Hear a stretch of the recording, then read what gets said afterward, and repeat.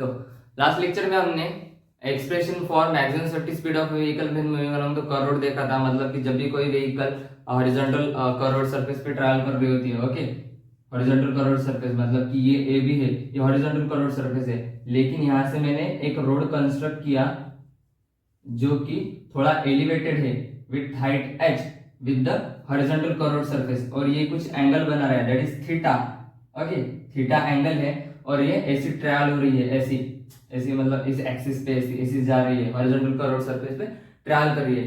तो उसके लिए हमने एक्सप्रेशन देखा था maximum safety speed of vehicle के लिए, क्या था वो, that is v is equals to under root R G mu plus tan theta upon 1 minus mu tan theta, okay. ये था अपना एक्सप्रेशन, ये था v मैक्स, लेकिन ये h है ना, h ये थोड़ा सा एलिवेटेड है with respect to the from the inner edge of the layer with respect to the outer edge of the road, ठीक है। उस h के लिए कुछ एक्सप्रेशन नहीं लिखा था, तो h के लिए एक्सप्रेशन देखते क्या था। तो कंसीडर करते हैं vehicle which is moving on the banker road surface, और ये कुछ एंगल बना रही है थीटा। तो इस ज्योमेट्री से हमें क्या समझ रहा है, एबीसी ज्योमेट्री से क्या समझ रहा है कि साइन थीटा जो होता है ना, ये जो है वो length of the curve road, banker road, ठीक है, L, that is L length of the banker road. तो हमें ज्योमेट्री ऑफ द ट्रायंगल से क्या पता चलता है, ज्योमेट्री ऑफ द ट्रायंगल से क्या पता चलता है कि जो साइन थीटा होता है, sine theta that is sine theta is equals to opposite side upon hypotenuse. तो यहाँ पे अपोजिट से क्या है, साइड क्या है, सी बी, और हाइपोटेन्यूज क्या है, ए सी। तो sine theta is equals to opposite side that is H upon L A C hypotenuse. तो यहाँ से एच क्या निकल के आता, एच निकल के आता L sine theta. So this is the expression for H that is elevation of road. तो एलिवेशन ऑफ रोड ये डिपेंड किस पे करता है, L that is banker road surface के लेंथ के ऊपर, मतलब कि ये विड्थ है, ये दिस इज द विड्थ। सो ये विड्थ पर डिपेंड करता है, बैंकर रोड सरफेस के विड्थ पर डिपेंड करता है, और sign of the angle which is made between the banker road surface with the horizontal. आज के लेक्चर में हमें सीखना है what is made by conical pendulum. तो कोनिकल पेंडुलम होता क्या है, फर्स्ट लेक्चर में भी एग्जांपल देखा था सर्कुलर मोशन का, कि circular motion when the bob is suspended to the rigid support then is perform the circular motion. तो क्या होता है कोनिकल पेंडुलम, तो कोनिकल पेंडुलम ये एक ऐसा मोशन होता है, मतलब कि जब हम एक रिजिड सपोर्ट लेते हैं, एक रिजिड सपोर्ट, ओके, ठीक है, रिजिड सपोर्ट मतलब this consider as rigid support. तो इस रिजिड सपोर्ट को एक स्ट्रिंग से अटैच करते हैं और इसको एक ऑब्जेक्ट लगा देते हैं, और ये ऑब्जेक्ट रिवॉल्व कर रहा होता है, ऐसे रिवॉल्व कर रहा होता है in the circular motion with the uniform speed. मतलब ये ऐसे रिवॉल्व करेगा, ये इसका वेट होगा, और ये ऐसे रिवॉल्व करेगा, so this motion is called as circular motion. मतलब अगर कोई object, this is the object, heavy sphere, small heavy sphere, very small heavy sphere, तो ये स्मॉल हेवी स्फीयर अगर इस रिजिड सपोर्ट से अटैच करके हम उसको मोशन प्रोवाइड करते हैं विद यूनिफॉर्म स्पीड, तो उसको हम सर्कुलर मोशन कहेंगे।